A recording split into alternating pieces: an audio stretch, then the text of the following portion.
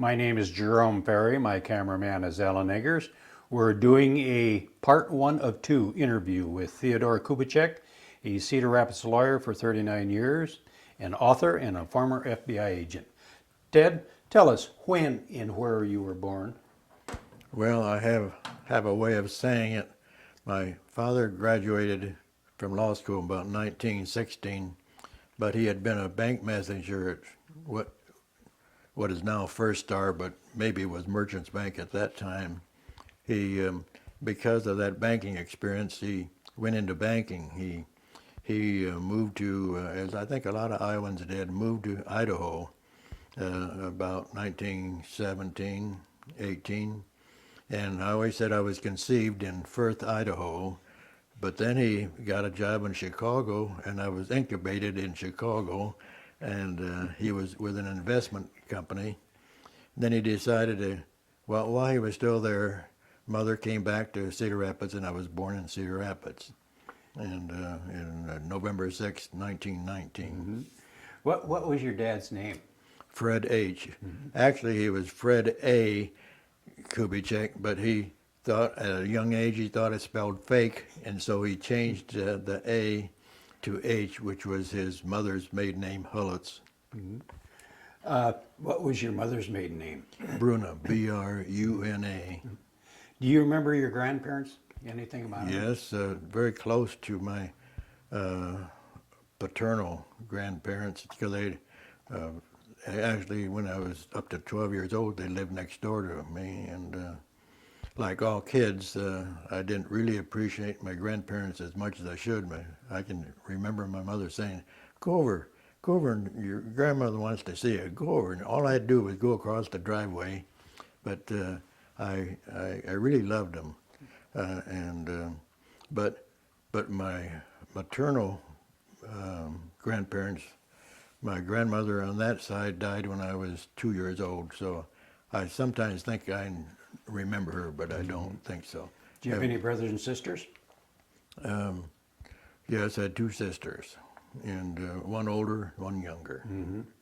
And are they still living, Ted? No, my older sister, Lois May Novak,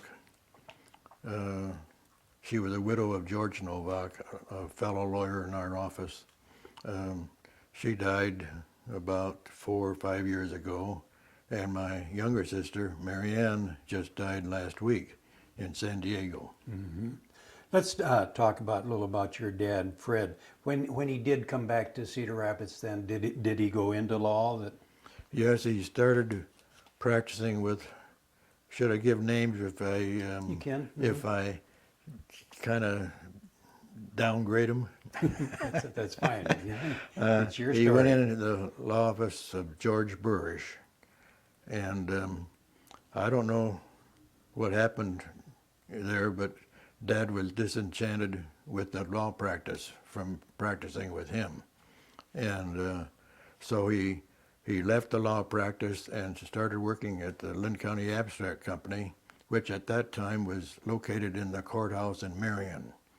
And my memories of that are that when I went to see him at work, I'd take the streetcar that went up First Avenue through Kenwood along the Marion Boulevard to the courthouse there. And then when the lawyers swindled the public and got the courthouse moved to Cedar Rapids, then the Linn County Abstract Company followed and had their office in the basement of the courthouse.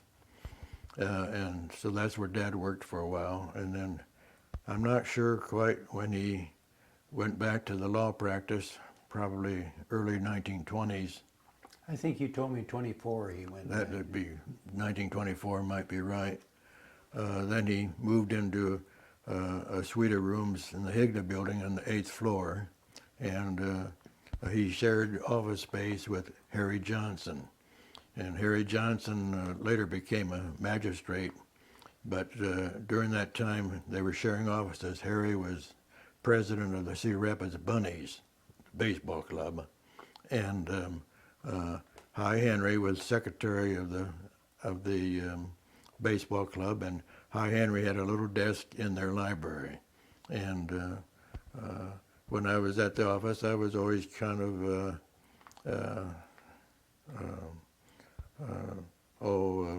wonderstruck by seeing the baseball players come in for their paychecks and so on. One interesting thing about Dad, he was old-fashioned in a sense that he didn't think that married women should work.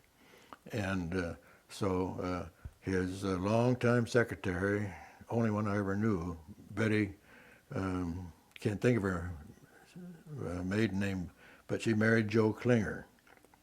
And Joe he ran a filling station on the corner of First Avenue and 29th Street East, and but she didn't dare tell Dad that she married him. And for many years she was married, but Dad didn't know it.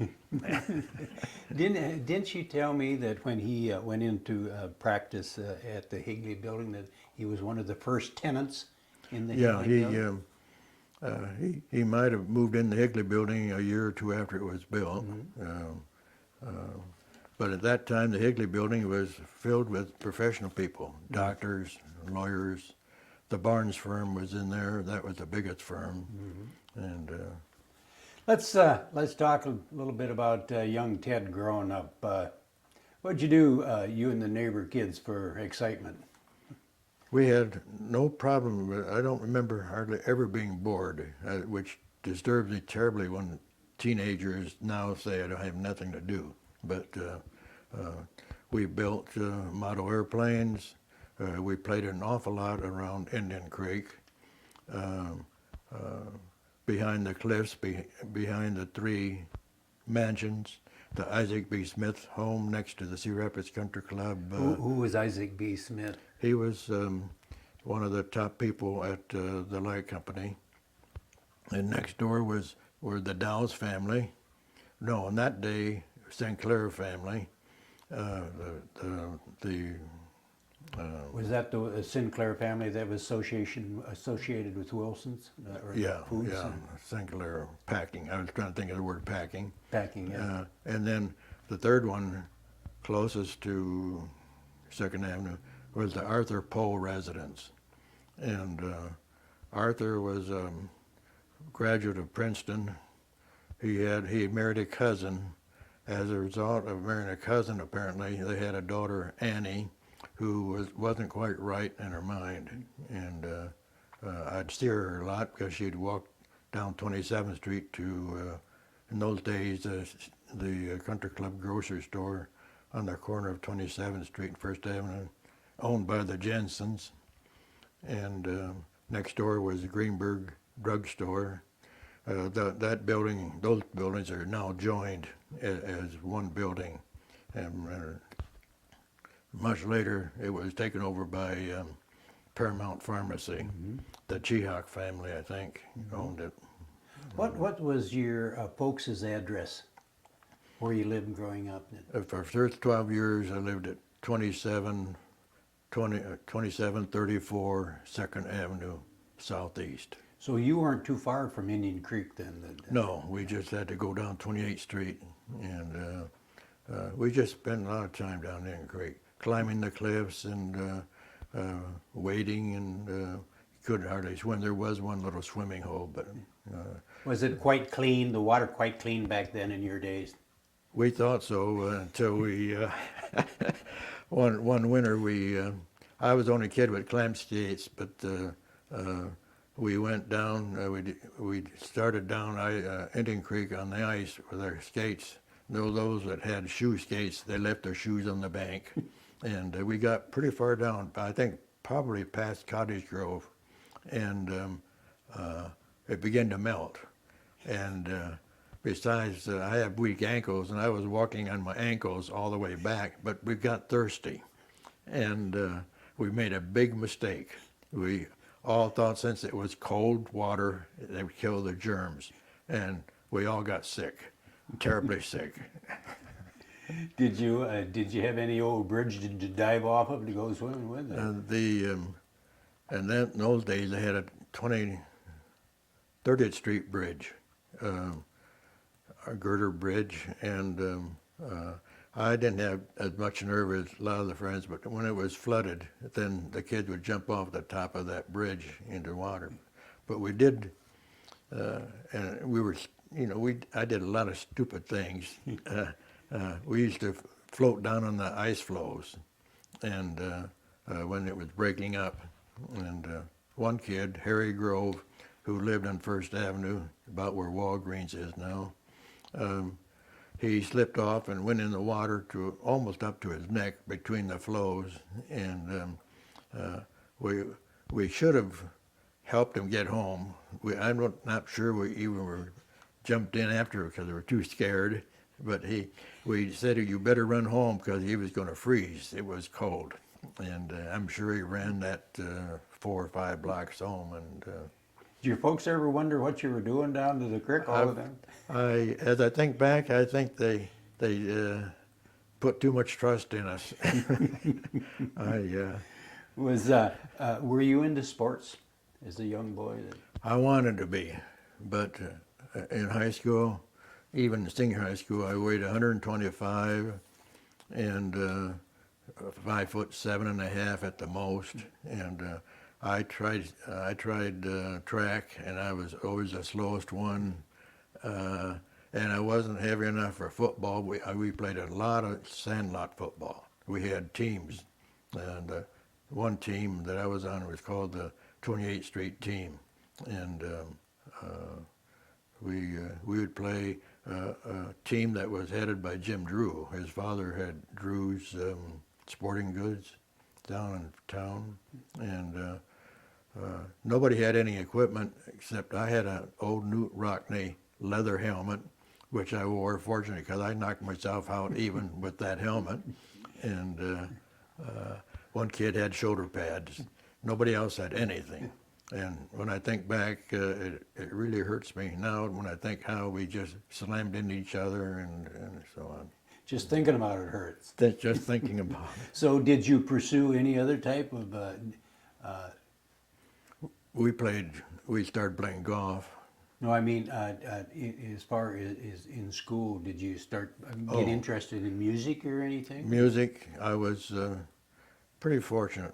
My grandfather, Kubicek, was in one of the first bands in Cedar Rapids. And the Czech bands, Kuba band, Kubicek band, so on, they would, they'd march from City Hall to the Czech National Cemetery, leading a procession during funerals.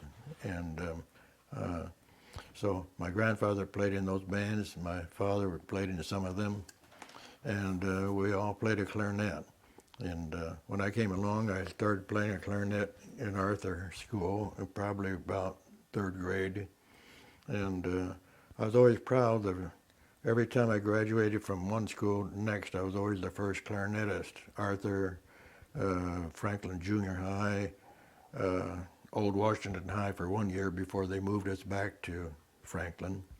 And but down in Washington, when I was a sophomore, freshman, Mr. Roland Mailman needed an oboe player, so he asked if I would take up the oboe. And so the school had an oboe, but they didn't have any reeds, but they had a deal with Dr. Files, who was an oboe player, that he would furnish reeds for me. And I really enjoyed that year because the oboe player is the key instrument in a band orchestra because they tune everybody. And and the reeds are so small, you could hold that breath for almost ever. It just seemed like you could hold it for minutes. Probably couldn't, but it felt that way. Yeah. And so Did you pursue either instrument throughout your life then? when after I graduated, went to Iowa, I thought I wouldn't do that anymore. But after one semester of ROTC, I discovered that I could, if I joined the band at Iowa, I could get out of ROTC. And I thought those sergeants in the ROTC were nitwits, and so I got in the band, and I was pretty good. In fact, Professor Charles B. Ryder thought I was better than I was. I was always in the second row, and most of the musicians at Iowa that was their major. It wasn't mine. I was always in the second row. I was maybe about 5 or 6 rows of clarinetists, and one time because I'd just gotten a new clarinet and I had a good tone, he thought I was better than I was, and he put me in the first row. There were just 2 in the first row, and I was second. But he was conducting. I could tell that he was listening to me, and he listened too well, and he moved me back to the second row. I would never practice in Iowa. I didn't think I had time to practice. Let's back up to your grade school years a little bit. Did you ever get in trouble in school? You're always talking about you're into everything. Yes, I know what you're referring to. The principal was Miss Preston, and I probably was in about 3rd grade, and she, 2 or 3, maybe 4 boys began picking on a girl. And there was nothing wrong with the girl except she had long hair, curls, and we began picking on her. And Miss Preston took us down to the office, and unheard of now, she made us take down our pants, and she had a paddle, and she gave us sort of a symbolic pat on our butts, and so we didn't do that anymore. That had been a terrible blow to your ego. She might as well have hit you. I can Couldn't have hurt any worse. I can remember us all sitting against the wall in her office waiting for punishment. Was there hands-on discipline back then? Oh yes, and in fact, in junior high, the gymnast was Kreidler, Paul Kreidler, Kridler, and we had a bad boy in that area, that class maybe, named McGillicuddy, and he pulled a knife on a kid in front of Paul Kreidler, and Paul Kreidler just hit him with his fist and knocked him out, and I suppose took the knife away, but you know that he'd be punished now, and it's too bad. Lawsuit. Yeah. You were talking about playing around Indian Creek and in the cliffs, the cliffs. Were there any caves in that area? Not there, but there was at the end of Tama Street in Kenwood. There's kind of a rise between Indian Creek and the end of Tama Street, and about 5,800 yards beyond the end of Tama Street is a cave that we boys called Horse Thief Cave. We always associated with the one at Anamosa. In our imagination, we thought they joined. And the authorities didn't like us playing in that area, and so every time the cave was reopened by the boys, then they would dynamite it shut. But one day, 3 or 4 of us heard that the kids had reopened the cave, and so we got our flashlights and didn't tell our folks, which was really dumb, and went, and we had a cross. Because of all the dynamiting, it was kind of a slippery slope to even get up to the opening because there was a lot of dirt down. We crawled into the cave, and it was just large enough. Now, you or I could not get into it anymore. And we got into the cave, and even though we had 3 or 4 flashlights don't work very well in real darkness. And we could see that the far end of the cave, the roof had caved in, I suppose, from all the dynamiting. And there was water underneath this caved in, and no water where we were standing. But once we got in there, we didn't know what to do, so we decided to get out. And here again, it was a slope up to the opening, and one by one we pushed each other out. But I was the last one, and the one ahead of me got stuck, and I was in really darkness. And I suppose scared to death, but we finally got him out, and I had to scramble on my own. And I spelunkers. I don't owe any fast. I think they're stupid. I just don't like that at all. You have no desire to explore caves. No. Incidentally, I went back about 3 or 4 years ago after Liz Thompson and family had donated that land, because this is above it. I went back just to see if I could find the cave, and I could not find any sign of it. Incidentally, this cave was directly below the old Boy Scout camp. There was a Boy Scout camp, and when we were kids, we could see the foundations of the buildings. They were still there, but when I went back, maybe this was 10 years ago, whenever she gave that land, I couldn't find the foundations anymore, so they overgrowth and so on buried them. When you were growing up, I imagine Kenwood was a separate village? Or It was a separate village until 1925. did you ever, you lived on 27th Street, did you ever venture Second out? Avenue, about near 28th Street. Did you ever venture out to Kenwood, or? I got my haircuts at Kenwood from a fellow named Ben. He had a barber shop there, about where, maybe a little bit north of Irish Democrat, and my first recollection of Ben's barber shop was sitting on he had put a slat of board across the arms of the chair, and I would sit on the arms. I was that small. So I was real proud when he took that board away. Those buildings that are along the street, First Avenue now, do you recognize those as being the buildings that were there when you were a young boy? I think they all were, except where the library was. That was new. And didn't the streetcar stop there at Kenwood, wasn't there? Yeah, in fact, I think there were 2 tracks right there, because every so often they had to have 2 tracks in order to be able to pass each other. And I think there were 2 tracks right in front of those buildings. Did you have to work as a child, or did you work as a child? Did you have any odd jobs? Yes, I was. My first job was selling magazines, and I think I must have been about 10 years old. The magazine distributor was up in Kenwood. I'd have to walk up there and get my magazines, and the magazines primarily were Liberty magazines. I had a bag that said Liberty that strung across my shoulder, but I also sold Literary Digest and Collier's. And my territory was, well, it really began in Kenwood, because I used to go into the office of Hall Manufacturing, no relation to Howard Hall that I know of.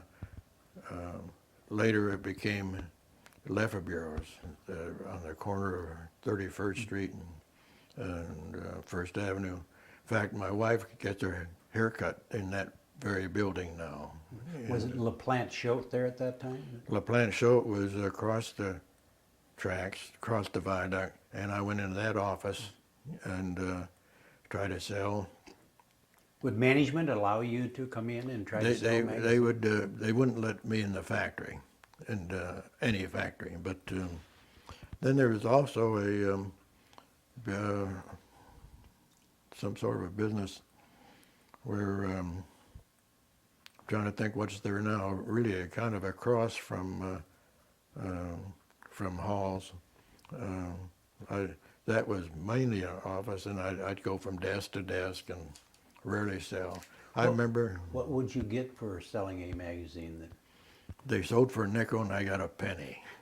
And then I worked all throughout the Country Club edition, and also between 2nd Avenue and 1st Avenue, all the way down to 23rd Street. And if I made a nickel for the, I'd be very lucky.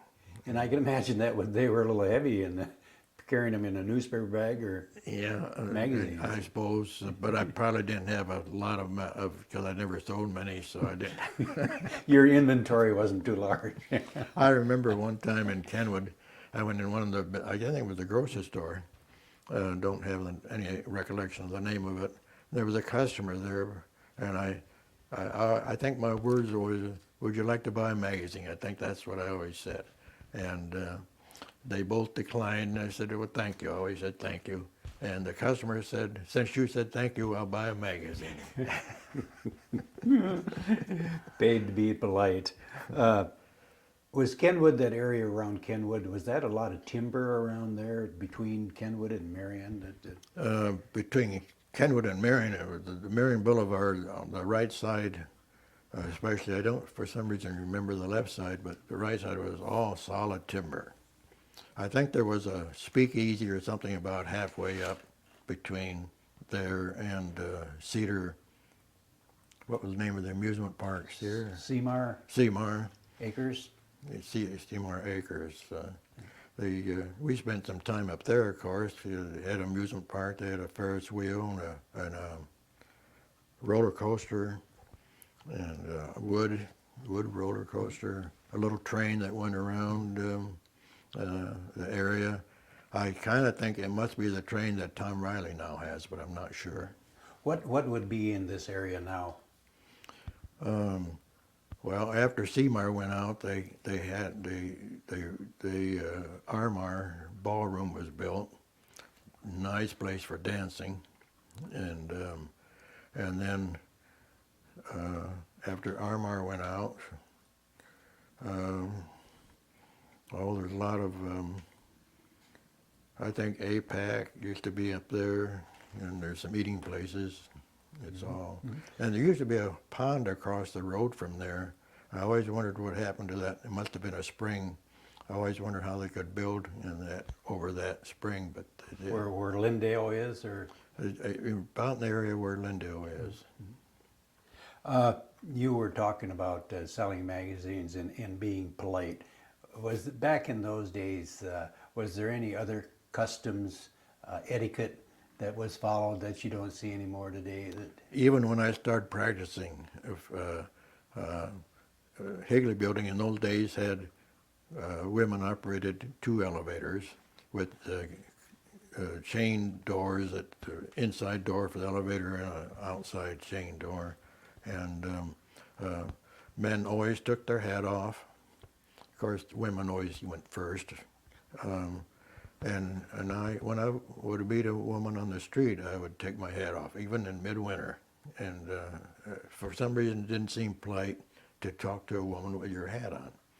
And I remember years later, men began giving up wearing hats, but O'Meara's was still in business.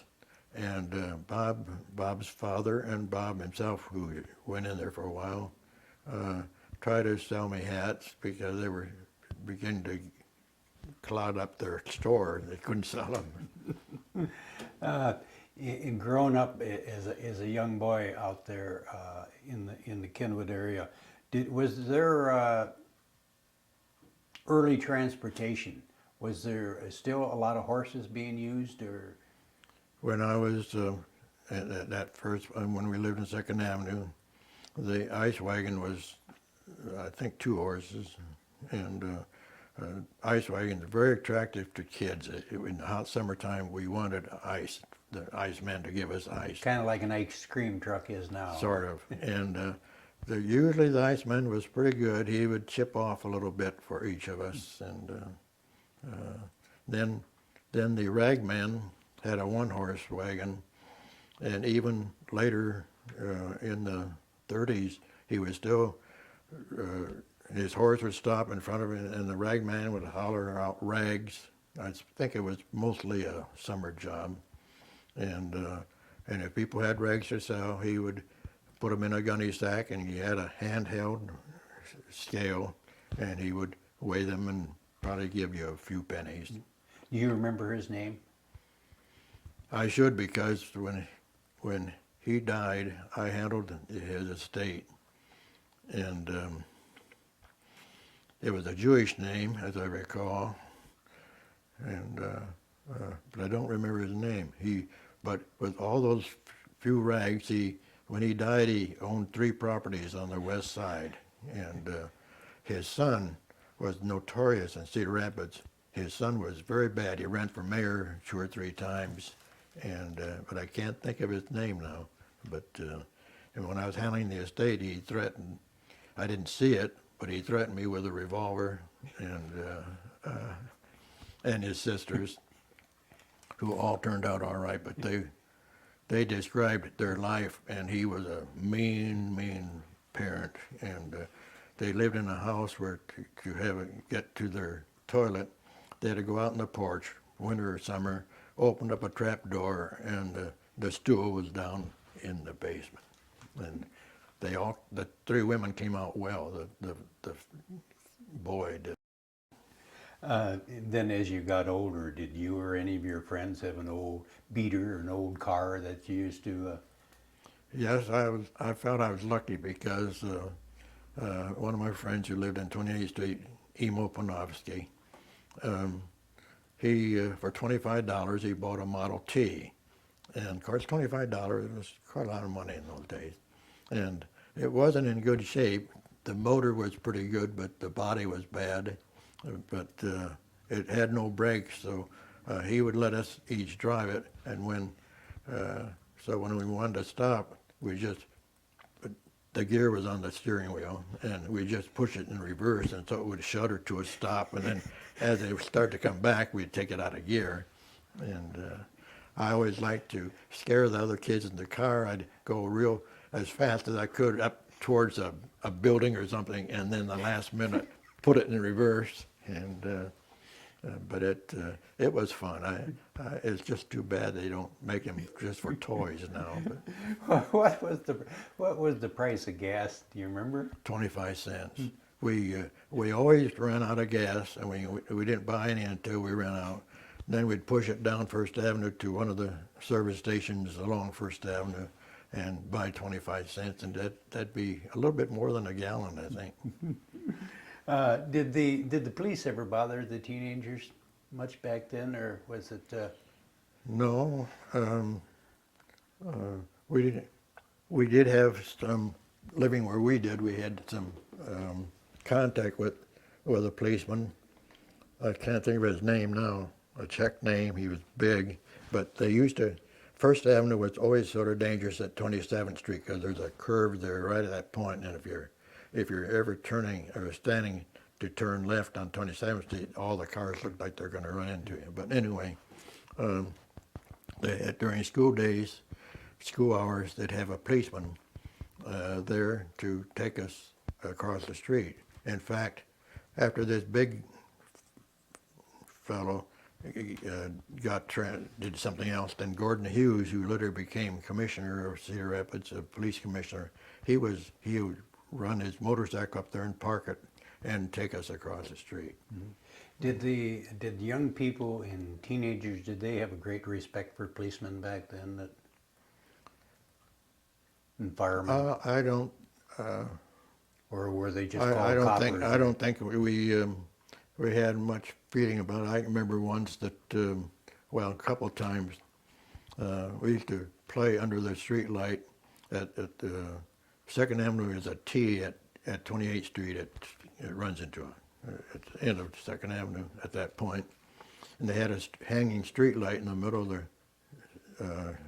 that intersection, and we used to play football there under that light, kick or pass, and no tackling or anything. And we almost 3 or 4 times a year, our ball would hit the street light, and it was unprotected, and we'd knock it out. So the next morning, we'd call the light company and say the light's out, and they must have known, but they always replaced it. But sometimes some of the neighbors didn't like all that noise, even early in the evening, and the police would come and make us scatter. Did you ever do any caddying? Being you were Yes, close to the I started at Elmhurst up in Kenwood, and I rarely got a job, but I remember the first time I made 35 cents. That was the going rate. I remember coming home and so proud, and I threw the quarter and a dime on my bed, and I thought that was really the first money because the magazine money wasn't anything. And then after a couple of years, I moved over to Cedar Rapids Country Club. The pay was much better. Was there bigger spenders at the Cedar Rapids Country Club? Pardon? Was there bigger spenders at the Cedar Rapids Country Club? Or? Well, sort of. Yeah, some of them would give you a tip, some wouldn't. And sometimes I carried 2 bags, and I was just a little kid, probably at that time, 115, 120, and carrying 2 bags at Sierra's Country Club was kind of tough. And most of the members weren't really that friendly. I had an experience with Dr. Moon. I planted Indian Creek the year before. We were swimming or playing in the water, and I stepped on a glass bottle that no doubt I had broken with a BB gun, and it cut the tendon of my big toe on the right side, and they had nothing like Sulfa or penicillin those days, so Dr. Moon wouldn't operate till he was sure I had no infection. So most of the summer I spent on crutches, and then he did repair it, and it was tough because that heel tendon comes all the way back up your leg, and they had a hard time getting it back down. But anyway, I was caddying for him the next summer, and he never mentioned I was still limping, and he didn't say, "How's your foot? How's your toe?" anything. And when I was holding the flag for him in one hole, he said, "Get your shadow off the hole," and and so I had to move to the other side of the flag. But Was he kind of the family doctor? That yeah, he was on the 8th floor. The same was Dad was practicing law of the Higley building, and did you, as a caddy, did you expect tips, or that's we hoped for tips. you hope for tips? I don't know So that it didn't bother you then when somebody? No, not really. Well, it had to bother you a little bit. Well, yeah, sure, but It wasn't customary, evidently, for golfers to. if it was, maybe I was so bad that Maybe I probed a little too deep. As you got older, Ted, when you got junior, senior in high school, did you have jobs at that time that you could earn some money at? yes, I 37 and 38, I painted houses, helped to paint houses. I worked for a man named Nash. I got the job because of my grandfather, who was an officer and a director at Perpetual Savings and Loan. And when they got a house back through a mortgage foreclosure, then they would fix it up. And so Nash was the one that did the outside painting of these houses. And so the first year probably wasn't a very good painter because by nature I'm quite thrifty, and he kept telling me to put more paint on the brush. I was trying to save paint, and that's why I finally learned that you could go faster if you didn't have to keep dipping your brush in. But the thing that amazes me now when I think back to it, we mixed our own paint in probably 5-gallon tubs or what, and we always put lead in. I mean, we had and we just poured the lead in. So, and everything we painted, I still had the overhauls, and they're just loaded with paint. Probably lead. I probably should get rid of it, but They're radioactive, bro. but I worked for him for 2 years, and then I looked for another job, and I remember just going from, this was still Depression days, and I remember going from store to store, shop to shop, and I happened to end up at Whitworth's. The warehouse was on 3rd Street and about 10th Avenue or thereabouts. Now they feel that lead is very dangerous in painting. Did you did you ever hear of anybody dying of lead poisoning? Any painters dying from lead poisoning? No, but interesting story. Mr. Nash, when I was probably only 16, 17, he took me and the other young painter to a bar, and I think it was one of those on about 15th or 16th Street of B Avenue, wherever it is, E Avenue maybe. and he went in and brought us out each a beer, and he said painters need to have beer to keep from getting lead poisoning. So they must have known something about it at that time and that was my first beer. What year did you graduate from Old Warsh? Well, I had 1 year at Old Wash. Okay, So Franklin. I graduated from Franklin then in 1937, June 1937. Did you have any idea what you wanted to do with your life at this time, Ted, as a senior? Do you want to follow in your father's footsteps, or? I must have thought about it because at some stage in high school, the teachers asked us all what our plans were for the future, and I think I answered that I might be a lawyer, but I had no idea. In fact, after the second year in college at Iowa, I decided to take an aptitude test, and I suppose it was for nothing. I mean, I don't think I paid for it. And actually, when it came to the law part, when they evaluated my test, then they said it would be okay, but it didn't stand out, which kind of bothered me because by that time I was thinking of it, and I still decided to do it, and they were wrong. Did you have a high school sweetheart when? I had one in kindergarten. Where did young guys? Where was your hangout when you got up into high school, junior and senior? Where'd they hang out? Actually, the boys and girls played together usually, and games like even capture the flag or kick the stick or any number of things. And there was one girl I always wondered why I liked her so much, because she wasn't really that attractive, but a gal named Alice Jane Zednicek. She lived in the corner of First Avenue and 28th Street, where the the studio, what's the name of that?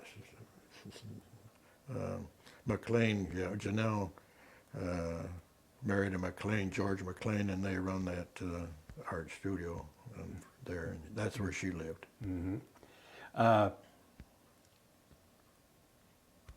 And then you went to the University of Iowa. Then I'll tell you something I don't usually talk about to people. When I was growing up, I had a speech defect, and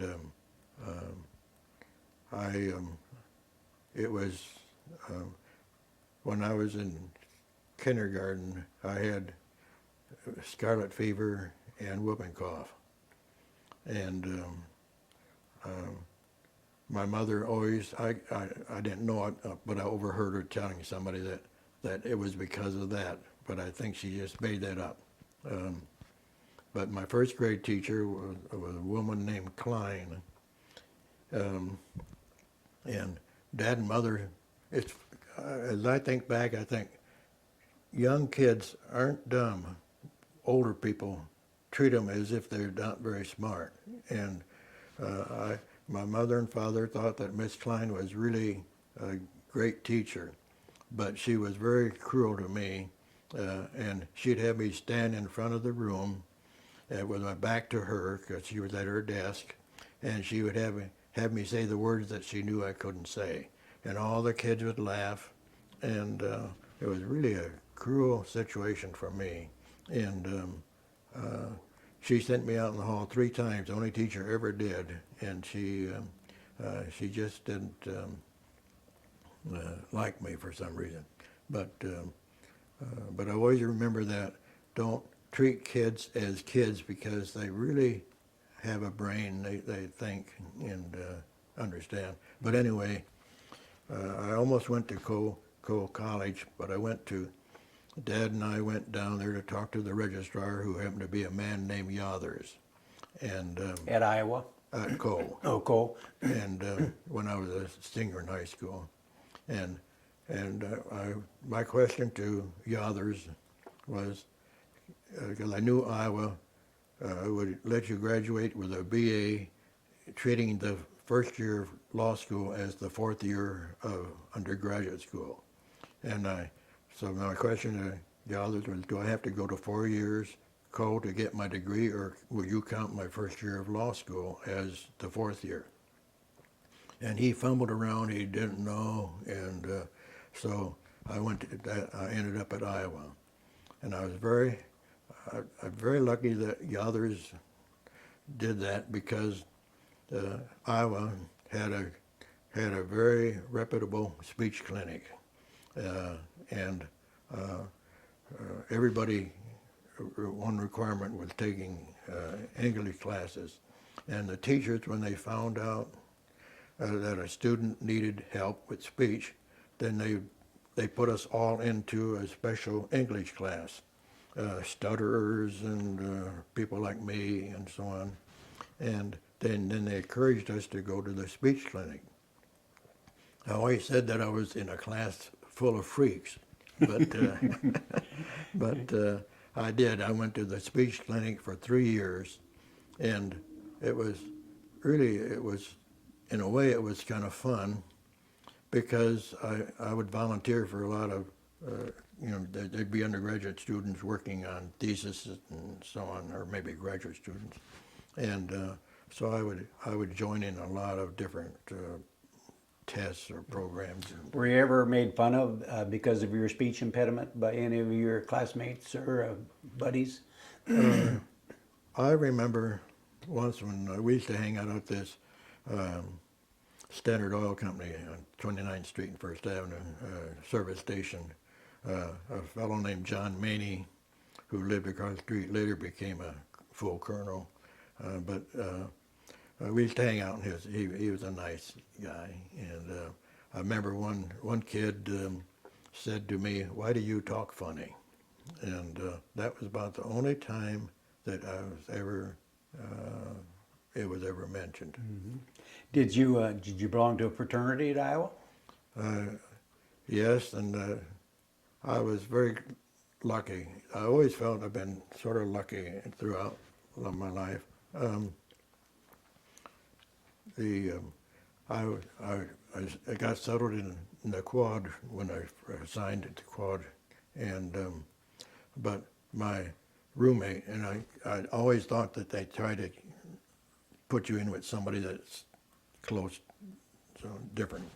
But anyway, he was 32 years old and I was just 17, and he had a little printing press, and he would be running that thing way after midnight, noisy, and he also smoked a water pipe, and I've always hated the smell of smoke, and so about 6 weeks after I was there, and we had no relationship. We didn't eat together, nothing. It was nothing at all. So I was probably a pretty lonely kid. Then John Hutch, who later became a doctor, was a Cedar Rapids person, lived on Beaver Avenue.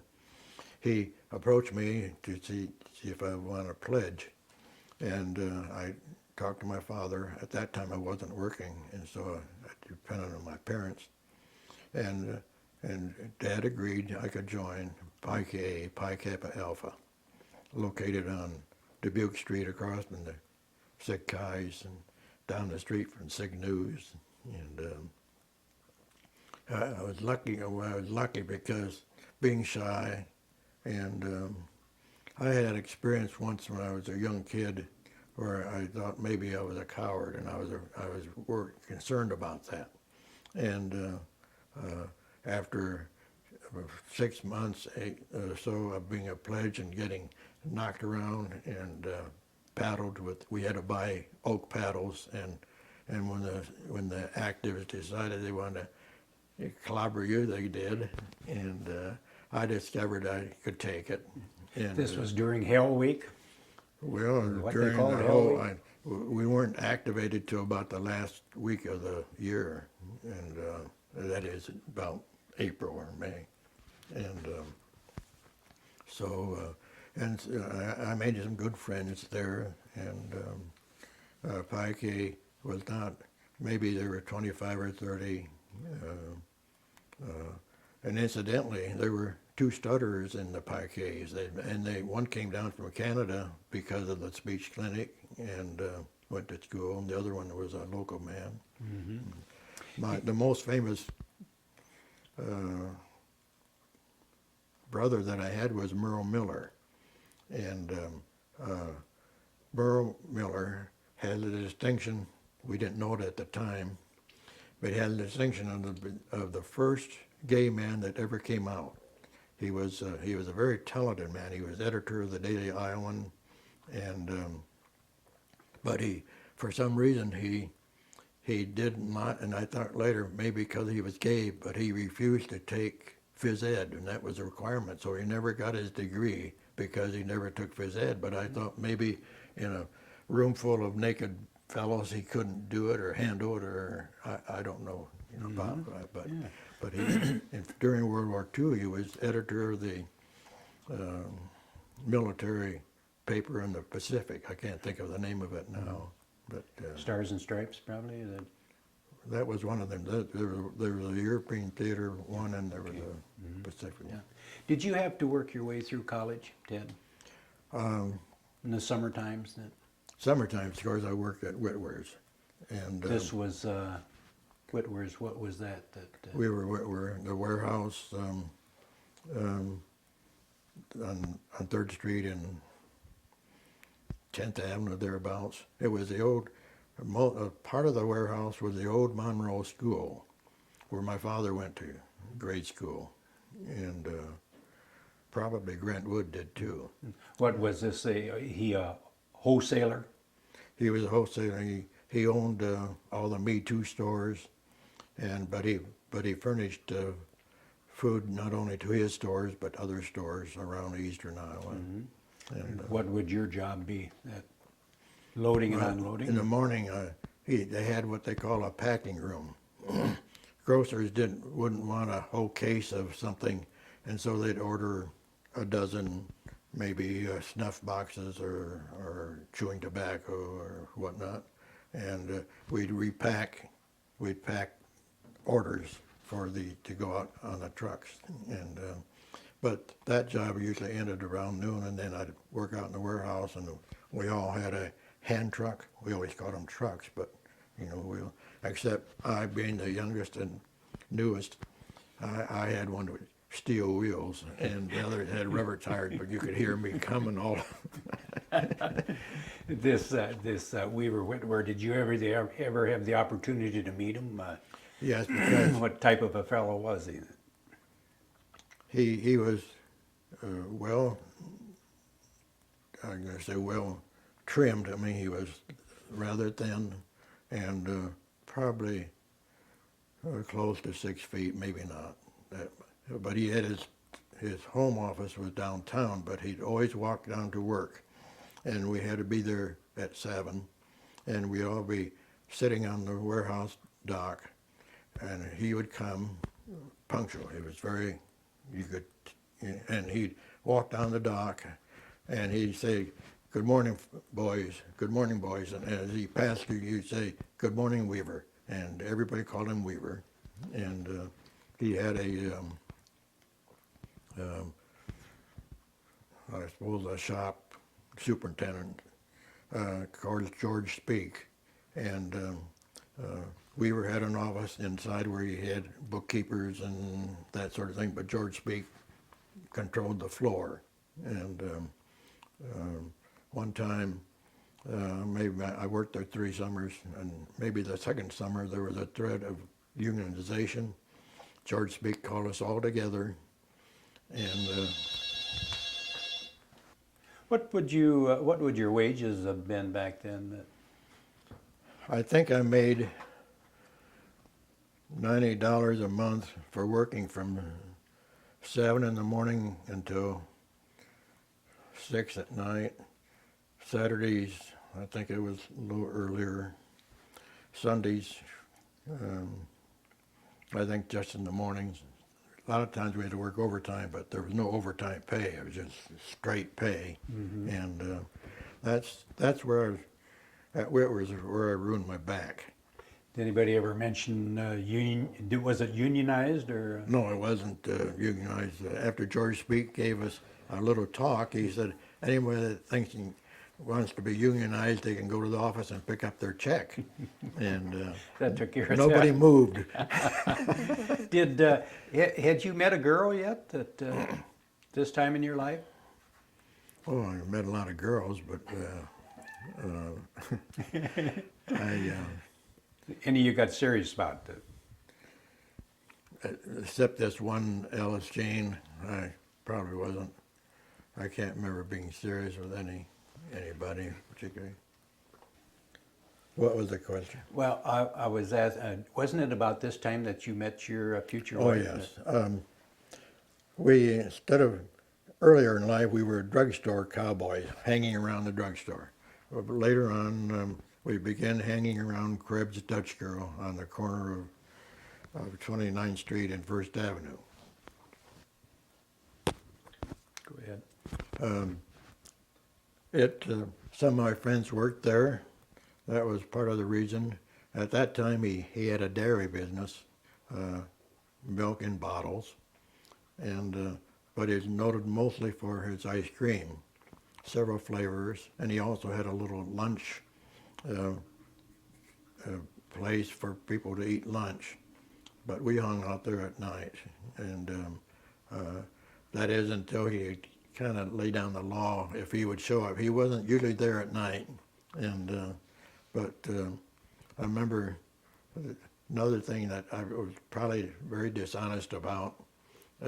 In those days, Lucky Strike had a program on the radio, Lucky Strike something, and you could send in what you thought would be the top three of the week, and or I think of the week, and I would listen enough to the radio to make my guesses, but you could only send in one guess, but I sent in for everybody in my family. So I would send in, there were 5 in our family, so I'd send in 5 guesses, and I won the cigarette, and the winning would send you cigarettes, and cartons, or you know, and I accumulated in the basement. I bet 400 or 500. I didn't smoke, but now I'm telling you about being a little dishonest. The 2 fellows that worked at that time at Krebs Dutch Girl before I met my wife, they were fun to be around. They were young, probably only 4 or 5 years older than me, but I'd bring in a pack of cigarettes, and they'd give me a ice cream cone. So, and I thought, well, I'm honest, but they're not honest. What was at this? What's at this Krebs location now? Pardon? Where Krebs, the location of Krebs, what's there now? Would that be John's Lock and Key or It a might lock be, and key but service? I think after Krebs shut down, There was a rental place there for quite a few I years. can say Dick Bersher's rental place was there for many years, and then later Al Premsky and his wife had a rental place for dinners and things like that. I'm not sure what's there now. I think it's a lock and key service there now. What was Margaret's maiden name? It was Margaret Elizabeth Zimmerman. Did she go to Iowa? No, she went to Co. That's why I was lucky. I always thought if I went to Co. and she went to Co., maybe we'd never gotten together. But I met her at Dutch Girl. How did you get back and forth to Iowa City from Cedar Rapids? Mostly by the interurban. No car. In fact, our family didn't even have a car until 1934, 35. Back at this time, 1940, that was back in the days that the football team was known as Ironman. Did you ever have the opportunity to meet Niall Kinnick? Yes, I was again very lucky. He was in some of my same classes as an undergraduate, but he was such a star, and I was nothing. I never talked to him. But in law school, they assigned us alphabetically, and I happened to be right next to Niall on at least one class I remember, and he was, and we both stayed at the Law Commons that year, and he was. I always wonder what could have ever stopped him from being the biggest star in this country, because he was such an honorable man. He very smart, very courageous. He was one of the Iron Men. He was quarterback. He would kick field goals by drop kicking with those old fat footballs, and he could pass with those old footballs and run. But in law school, he saved my life again. The professor, Percy Bordwell, no, Bordwell, not Percy, taught property, but Bordwell was old. In fact, he even taught my father when he was in law school. And but when I say he taught property, he never got past about the 18th century. And but we had to. Everybody in every class had to write briefs about the cases that were going to be assigned for the next day, and so I did a number of briefs that supposedly we were supposed to do, but Bordwell would march down the aisle and we'd go one by one to recite the case. Well, 5 cases were the usual number to brief, and I briefed 5, but I was number 6, and time hadn't run out in the class yet, and she called on me. I was number 6. They were coming from my right, and Niall was on my left, and Niall saw that I did not have a brief for number 6, and so he slid over his brief to me. He had sacrificed himself, because that's all he had, and if time hadn't yet run out, it could have been him then. And I never read a brief so slowly in my life to use up the time, and of course his brief was so perfect that it was no difficulty all doing it. But if I had, I couldn't have said later to Bordwell, well, you went number 6 and you don't, that isn't right. That wouldn't go, and I probably would have been kicked out of school or put on probation or something. And but back in the quad, I'd see now at breakfast time we all ate there, not the quad, the Law Commons, and we were still a little bit childish, immature, and sometimes fellows discovered they put a pat of butter on their knife and flip it and stick up on the ceiling. And Niall, he hated that sort of thing. He just didn't think that was right. And then in law school during that freshman year, we had one teacher who did have a speech problem, stuttered a bit, and he was a nice man, Professor Sayers, but he would make mistakes once in a while, and maybe not in his speech, but in something. And traditionally in law school, the students would hiss if a teacher did something wrong. When you think back, you think terrible. Very cruel. Cruel, yes.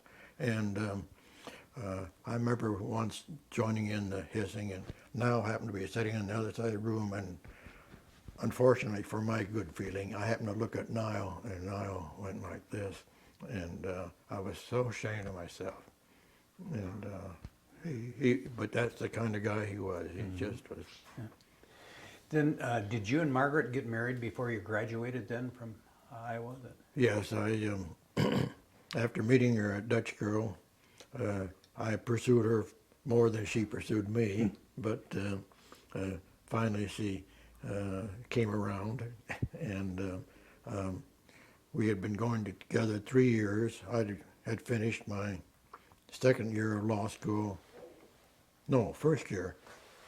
She had just I graduated from Iowa. She graduated from Coe College, and she was studying to be a teacher, and she had had a contract to teach in some little town in Iowa, and I thought I couldn't exist, and I knew my grades would go down and everything else, and so I prevailed upon her to get married, and so then I had to go back to work, and she got a job in the catalog department at the university, and I got a job as a reading meters, water meters, and my location was in the old part of Iowa City, and believe me, that it was bad for the meters were in coal bins, and one meter was in the filling station was underneath the oil change. It was in a pit, and when I would go down there, open up a trap door and go down and go quite a ways in a tunnel, I was always afraid that they would close the trap door and put a car above me, and so I'd always try to make sure they knew I was down there. And, Yeah. Did you get caught up in the military service? That no, because I was married in those days. At the first beginning of the war, then that was a deferment type. deferment. Yeah. And when did you pass the bar exam then?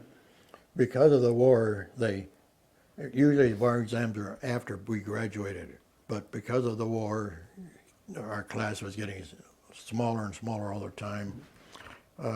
They moved up the bar exam to October of '42 for me, and we had to go down to Des Moines for 3 days and take written exams, and then because of the war, they carried our classes went right through the summer. I was due to graduate in June of '43, but because of us working through the 2 summers, then we were due to graduate in December of '42. But after in that period of time between October and December, I decided to apply as a special agent of the FBI. Reason I made up my mind about it was because I always thought that that FBI agents were 6 foot tall, 220 pounds, brilliant, and so on. And I noticed some of the ones in the class ahead of me were getting in, and they were no bigger than I was. And so I thought, well, I'll try it. And so I applied, and Where did you have to report to then? Pardon? Where did you have to report to then? Well, in Washington, D.C., but that was after a full investigation and so on. And I got a telegram from Hoover accepting. It was a 2-page telegram giving all the details, what room in the Justice Department building we had to meet at 9 o'clock that Monday morning. And unfortunately, it was 2 weeks roughly ahead of graduation.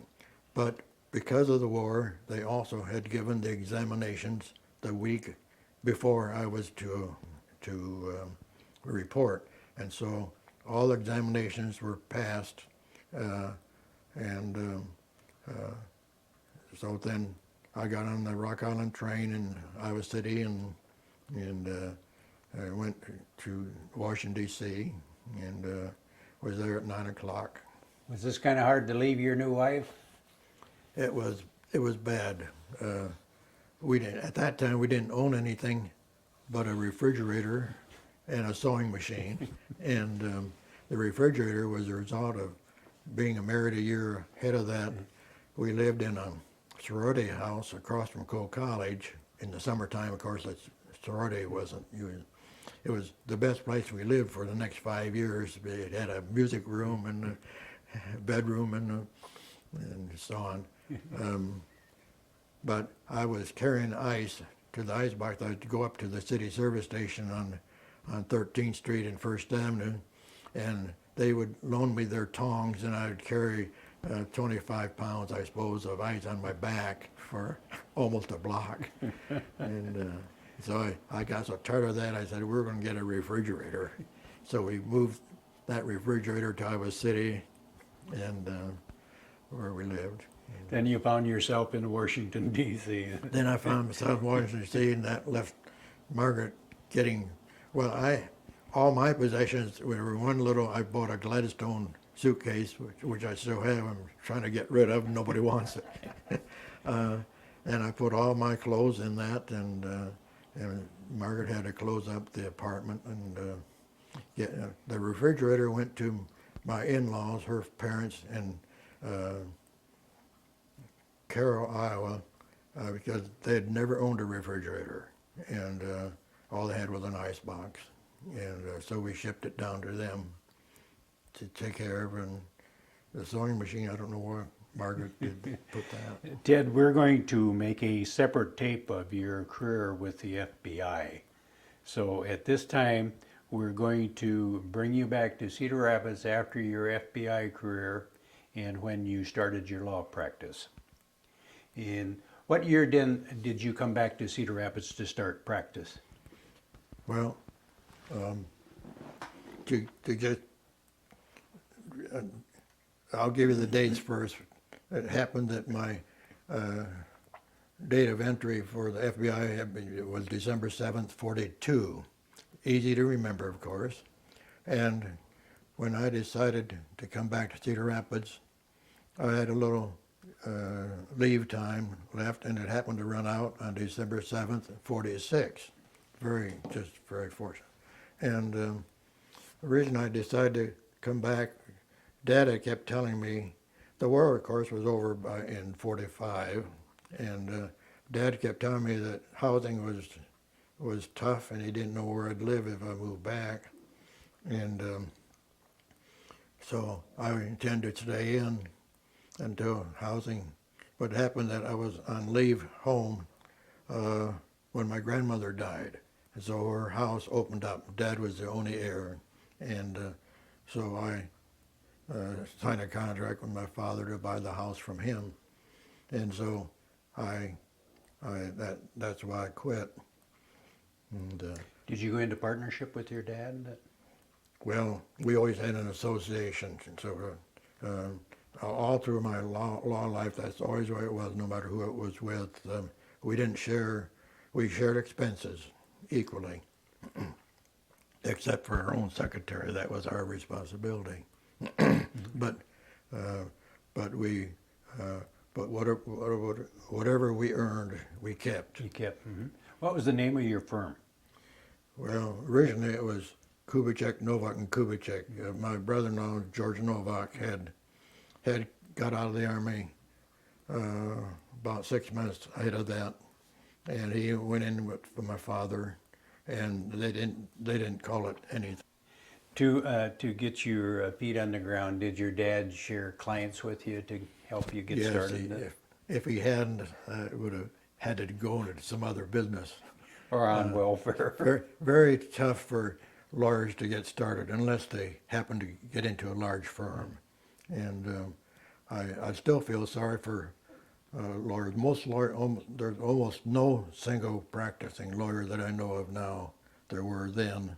But it's very tough unless you have some sort of a deal with a bank or somebody that can help you pay the rent. What type of law were you going to practice? Well, I didn't really. I guess at that point, when you start, you don't say I'm going to be a trial lawyer or whatnot. You take whatever comes in the door. And in those days, you didn't advertise. And so lawyers tended to be very community-minded in appearance because they're trying to make contacts. And I was very active in the Young Men's Bureau, which is now the Junior Chamber. And but I tried never to. In fact, I wasn't very good. A lot of lawyers are very good soliciting business. It was illegal, but they were very good at making contacts and saying, "Oh, I think you ought to come into my office. I think you need a will," and all that sort of stuff. And I never did that. And but I made a lot of good contacts with the Young Men's Bureau. Did you ever wish you would have went into trial law? No, I had a little experience with that when there were two things that new lawyers could do. You could, they didn't have a defense attorney a office that's paid for by the state by taxes. In those days, they would assign cases to whoever would volunteer, and I started doing that. But I soon quit. It wasn't the money, which was $7, I think, to represent them, but because I was not a good, as trial lawyers conceive it, a good trial lawyer, because I remember talking to one fellow. There were bars between us. I was standing on one side of a cell and he on the other, and my first question was a no-no, but maybe it was because I was a former FBI agent, but I said, I'll call him John. I said, "Well, John, did you do it? You know, you don't." And he said yes, and I thought, oh, what the hell? So I thought I better quit doing that. But the other thing was representing people that were accused of being incompetent, insane, alcoholic. There were 2 or 3 things like that. I really enjoyed that. First of all, because you were trying to determine whether they did really need help. It wasn't trying to keep them out of Independence or Mount Pleasant. It was to determine whether they really did need help. The worst thing, or the thing that I watched out the most for, was wives that wanted to get rid of their husbands and accuse them of being alcoholics. And we always had an opportunity to meet with the accused by themselves, and if they were truly alcoholics, I would encourage them to go through the process and so on. And it was considered right. We were all on the same page. It wasn't. And so I think I got $10 for that. Who was one of your first highly regarded, or you felt highly regarded client? It was the CDA, which stood for Civic Development Association. And the reason I got that job was because of my activity in the Young Men's Bureau. At that time, the Young Men's Bureau had a separate executive. Like Bob Caldwell was executive of the Chamber of Commerce, and Roy Swanson was the executive of the Junior Chamber, or Young Men's Bureau.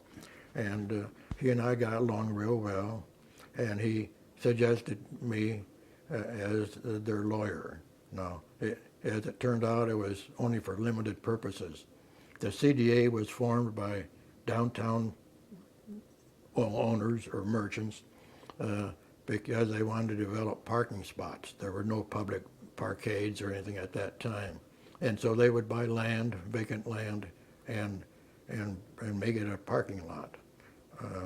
But the members of the CDA were really the high-powered people of Cedar Rapids. Who are we talking about?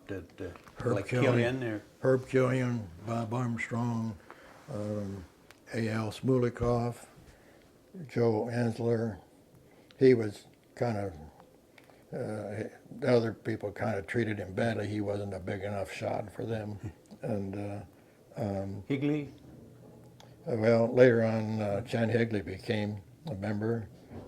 A fellow named Evans, and I don't know if he's related to Jack Evans or not, but fellow named Evans was on that committee. You were talking about a Carl Ettinger.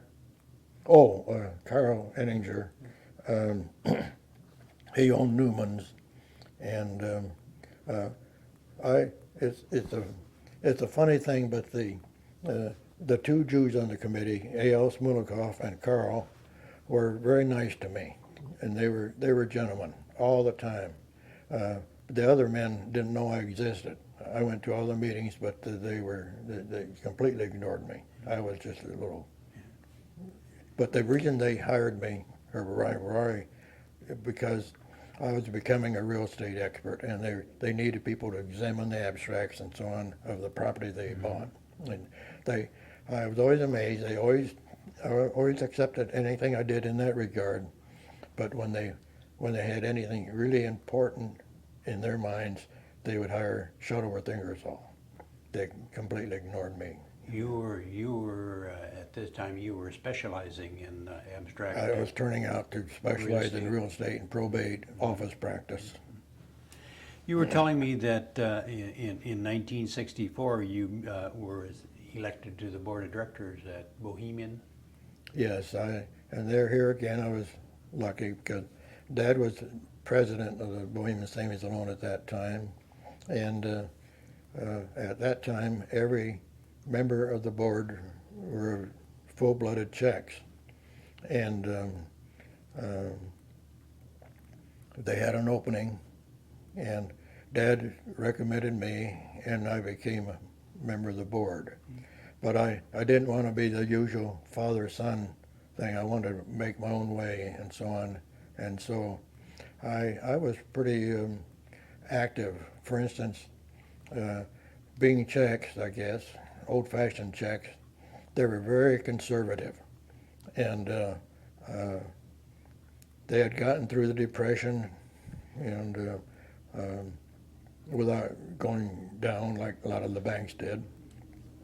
And but they were so conservative, they were keeping $3 million in their checking account at Merchants Bank. No interest, of course, nothing. And when I found out that, then I was very vociferous with the board, and I sat at the bottom foot of the board. Dad was at the head of the board, and I said, "We can't do that." Was this kind of a slush fund, or? It was just they just felt comfortable that they had that money, and so they finally gave me permission to go see Jim Coquelet. Jim at that point was president of Merchants Bank, and he, like me, he succeeded his father. So I went to see Jim, and I said, "Jim, do you want to keep our money?" He said, "Yes." I said, "Well, if you don't start giving us interest, we're drawing all $3 million out." And that was a lot of money in those days. And so he consented. We started getting interest. But then I got the board to start drawing out because the interest wasn't very good, and reducing it because they just were too. It wasn't a matter of being tight; it was a matter of being scared or whatnot. In 1968, you were elected the board or the president of. Yeah, that sort of surprised me because Dad. Dad was a young, other than me, and a couple others. There were 9 of us, 7 of us, but they were all getting pretty old. And Dad thought, well, if he led the way, the other old people would get the word, and they would retire. And so Dad quit. Told him he was going to quit, retire, and when they had. And then they had a meeting while the Dad was still there, I guess, but to who would succeed him. And in my mind, there were 2 men that I thought were only ones capable. One was Lou Melsha. He owned Superior Press in the basement of the Iowa Theater. And the other was Milton Langer. He had succeeded his father as president of Langer Manufacturing Company. And but before I could speak up, then Lou spoke up and nominated me, and everybody elected me. And so the next meeting, I moved from the bottom to the top. Was this a paid position? Did you? Yeah. Now, Dad wasn't getting very much. Dad was a very, I was like him in a lot of ways in that we had difficulty charging people. But when I became president, at that first meeting, I asked the board 2 questions. And then I knew if I got the right answer, I would then know what my authority was. Because we were outside presidents, we weren't. I said, do I have the power to hire and fire? And they all said yes. And what was the other question? Maybe that was the only question. And so I did use that authority. I became very active. I went to, like other associations, we all belonged to the U.S. Savings and Loan League, and they periodically during the year they'd have meetings, mostly in Chicago, because that's where the national office was. And I went to all these meetings. I learned as much as I could about it, worked very hard at it, and the board appreciated it apparently, and every year they'd raise my salary. But one year I told them I got enough. I'm not full-time. I don't want any more. But we also got paid for attending board meetings. Pretty small. When I get stock, I don't own any stock anymore, but when I get stock reports and see what board members would get from these national companies, it was just, I'm so glad I'm out of the stock, because it's just unbelievable. You know, thousands and thousands of dollars for attending a board meeting. Was there any conflict of interest here? It turned out that eventually the Federal Home Loan Bank thought, because we were the counsel for the savings and loan, and the Federal Home Loan Bank, in their wisdom, thought that there was a conflict of interest. You couldn't be an officer of the association and also represent them. And on the face of it, that sounds pretty good. But what brought it to a head, somebody in the Southeast, some lawyer, did something wrong. He got $4,000 or thereabouts when he shouldn't have. And because of that, the Federal Home Loan Bank made all of us make up our mind. Are we going to be the counsel or the president? And I decided, well, I'll be the lawyer. And part of that was because of Dad. Part of it because my son Dave had come into the business, and I didn't want to leave him. But I did enjoy the association a lot, and maybe again I was lucky, because about that time associations were beginning to think that the officers were beginning to think that they could make more money if they became a stock company, and they were doing things that were not healthy for the association, and eventually they all went down the drain, partly because they were buying mortgages on the secondary market and without doing it. In fact, after they let me stay on the board as an advisory member, and so I'd still know partly what was going on, but they were all beginning to do some very risky loans, and they were trying to become banks, and I fought with them. Why aren't you satisfied? But it was a form of greed, and so about well before I could see the handwriting on the wall, and I told the then president, I said, I don't want to be even known as an advisory member any longer. I want to get out. Don't put my name on ads and so on. And I always felt they were trying to use the Kubicek name, because the Kubicek name had been there for 30 years or something. And fortunately, I was completely off when they got in trouble, and all these board members who were my friends, Dave Unzeidig and Milton Langer and Jack Walters and Bob Casimir, and they all had to pay through the nose because they were sued by the government. So When your son joined the firm, what was the firm called then? then we added another Kubicek to the firm, and it got to be kind of funny. It was Kubicek, Novak, Kubicek, and Kubicek. Do you remember what year your dad retired? Well, Dave, my son, came into the business in '72, and Dad was still there for maybe another 5, 6, 7 years. What year did your dad pass away then? Those are questions I have a hard time answering. I'll help you. I think you mentioned 1977 earlier when we were Was talking. it 1977? And he had practiced up to 4 years up to that point. He was at the point where I still think it applies to all older lawyers. One reason I retired, that he was in the next office, and I could hear him giving advice to people that made me squirm a little bit. It wasn't too harmful, but it wasn't right. And but lawyers as a group don't retire. And after your dad passed away, didn't you merge with somebody? Then we, George and I and Dave, thought we should be a little bit larger, and we made arrangements for Forrest Rosser, Skip Rosser, and the county attorney, now a judge,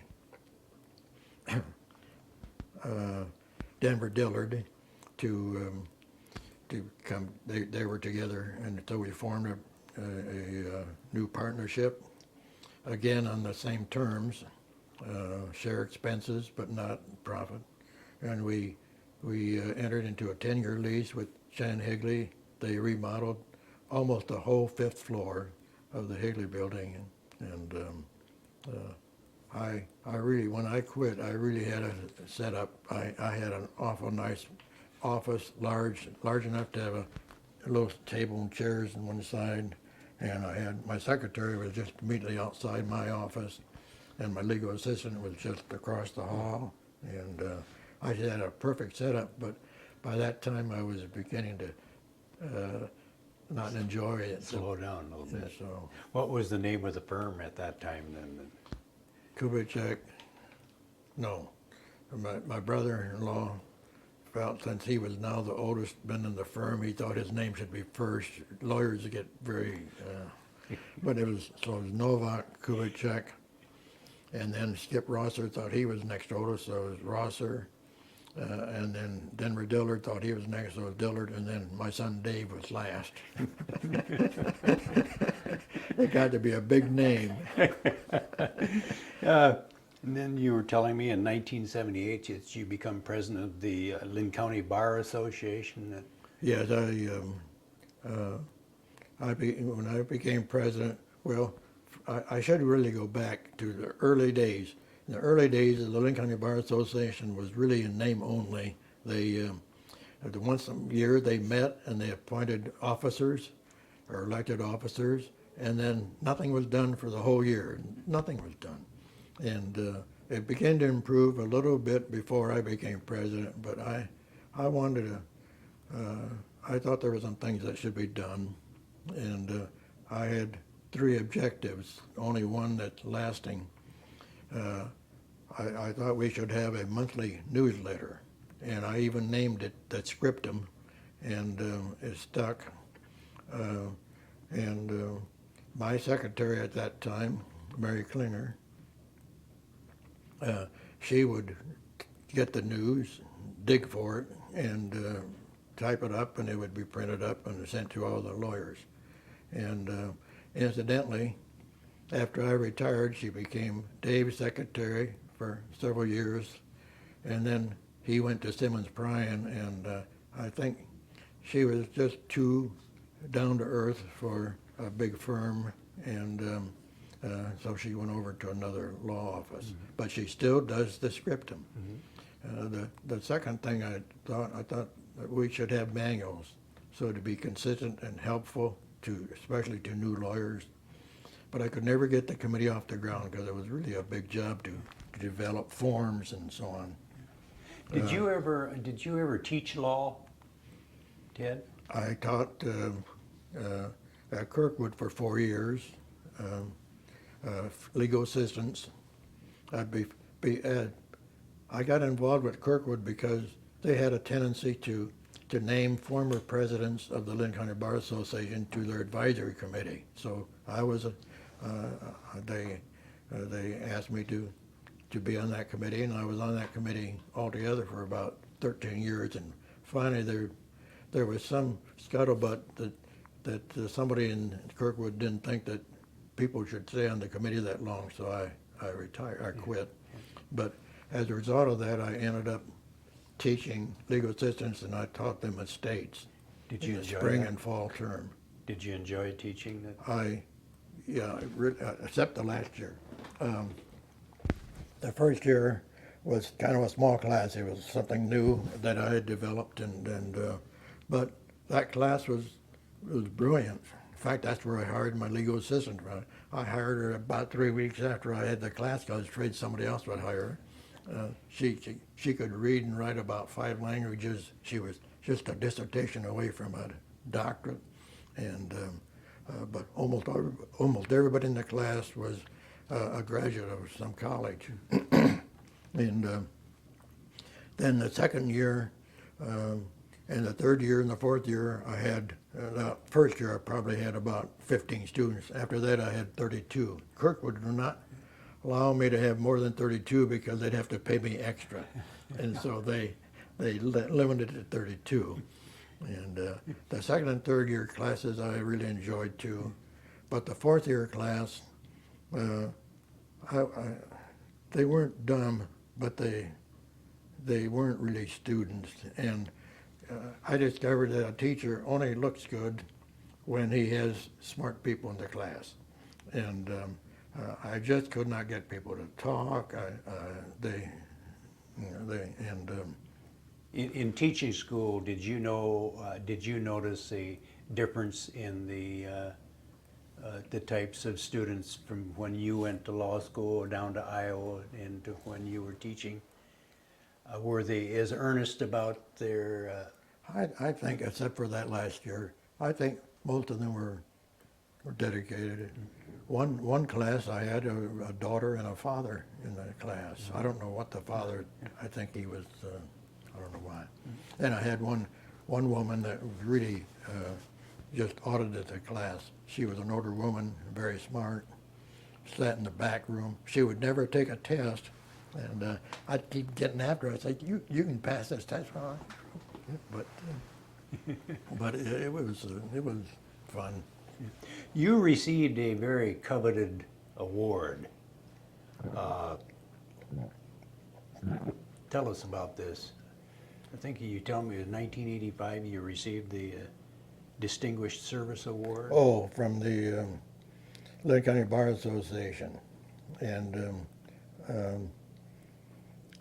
I don't know that they even do it anymore. I think I and one other fellow got the award. It's somewhere around here.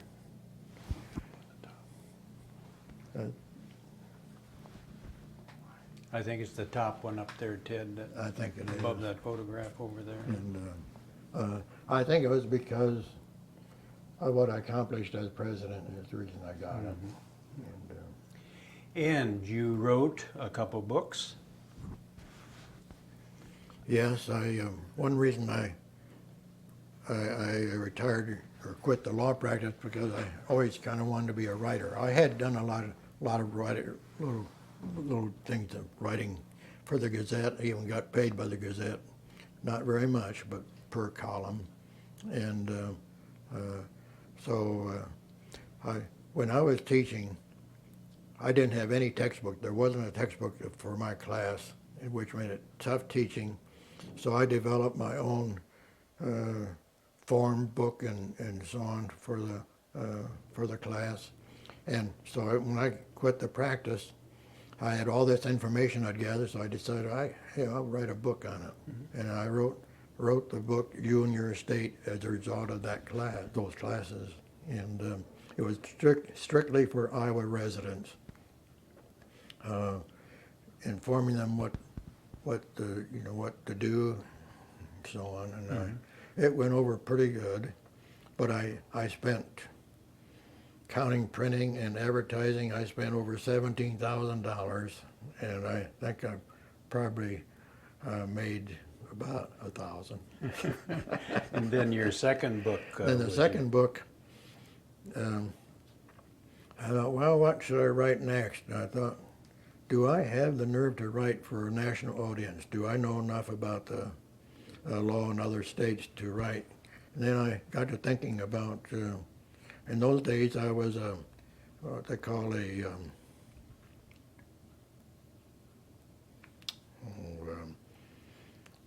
can't think of the name. I belonged to a National Association of Trust and Estate Lawyers. I guess we were called fellows. And so as a result, I went to a lot of meetings, San Diego, Chicago, different places. And I thought, heck, what I'm hearing is the same as Iowa law. It's no different except Louisiana. Really. And the community property states, I try to stay away from that quite a bit because I didn't know much about that. California and Arizona, Idaho, so on, Texas. But so I wrote that book, and I knew from my experience with the other one I wasn't going to self-publish it. And so I wrote to a publisher, and I actually wanted to see my manuscript, and then just about then the publisher I was dealing with was bought out by McGraw-Hill, which is very typical. The 3 or 4 large publishers have just about made it private, and so McGraw-Hill proceeded with it, took it. I was very disappointed. McGraw-Hill is kind of like maybe most publishers, kind of operates on a skeleton crew. They publish about 500 books a year, but they farm almost everything out.